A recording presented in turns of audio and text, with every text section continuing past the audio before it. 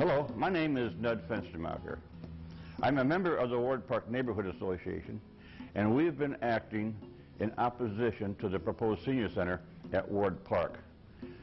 We want to make it clear that our opposition is not to the senior center, but to the proposed location within a public park, which the City of Marlboro's open space document has deemed protected space.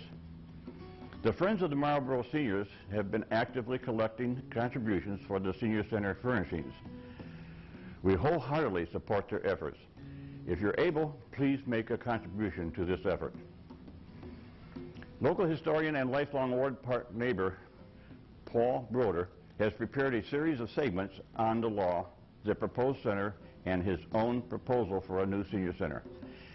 In addition, we have sought out the opinion of many in our community that feel, as we do, that municipal buildings don't belong in public parks.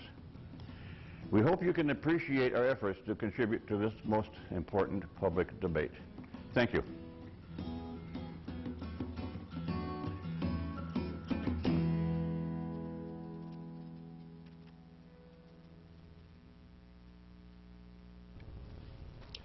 Hello, my name is Paul Broder. How important is the law? Founding Father John Adams said that we are a nation of laws, not of men.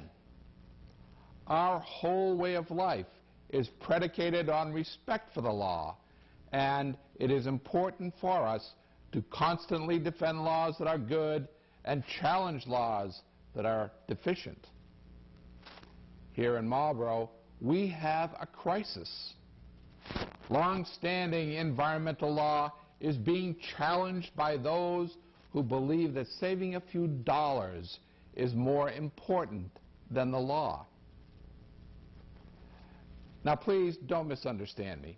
Money is a very important thing, but it is not the only important thing, and it is not the most important thing. We will be looking specifically at the Senior Center proposal for Ward Park, a park listed in our open space documents as protected park space. How can we ignore the law intended to protect our open spaces and convince the citizens of Marlboro that we are a law-abiding city? So, in this series, we're going to look at the proposed Senior Center at Artemis Ward Park. There are three basic issues we will look at. One, it's in clear violation of Article 97 of the state constitution. Two, it is too small for Marlboro and too big for Artemis Ward Park. And three, there is a better plan that will allow for the growth of the senior population and the economic benefit of the downtown area. So let's look at the evolution of park protection law. 1918, Chapter 45, Section 14.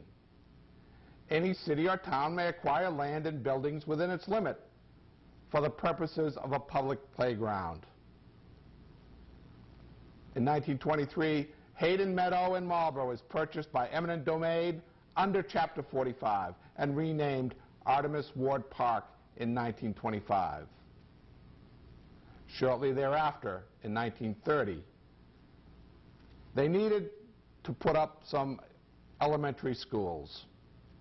So, in Session Law 268 of the Massachusetts Legislature, a law authorizing the City of Marlboro to use certain parkland for school purposes, and this was Bigelow School. So this is the act. It gives the basic outline of the area that to be used.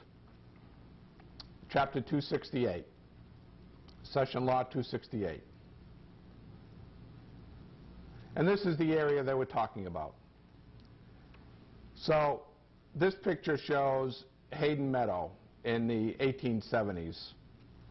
It was basically farmland used for cattle, used for growing certain areas. The middle of the picture there you see Farmer Hayden's plot. In the far background, the church is the West Meeting House at the corner of Pleasant Street and Lincoln Street. To the far right, you see Hayden's Barn. To the right middle, you see Orchard Street. To the far left side, you see South Street. This is what Hayden Meadow looked like before the park. When they went to build a school, you could see certain dynamics that are being repeated today. They promised that they would make improvements to the park, and this was one of them. Built shortly built in the same time period that they built Bigelow School. These projects, you can see them across the state. When they go to use parkland, they say, we're going to fix the park. This is the trade-off. You could almost imagine the present mayor making the same kinds of arguments. Sure, we're going to take away some parkland, but we're going to fix the park. And this was one of the improvements back in 1930.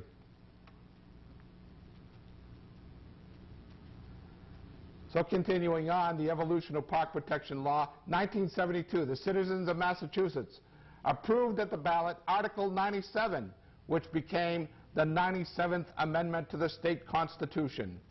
In Marlborough, there was a 79% voter turnout, unheard of today. 82% of these voters voted in favor of Article 97. And most of those who voted in that election that are still alive are now seniors. It's our turn. Article 97 said, the people shall have the right to clean air and water, freedom from excessive and unnecessary noise, and the natural, scenic, historic, and aesthetic qualities of their environment. Another provision, all public parkland purchased under Chapter 45, Section 14, fall under Article 97 protection, including Ward Park.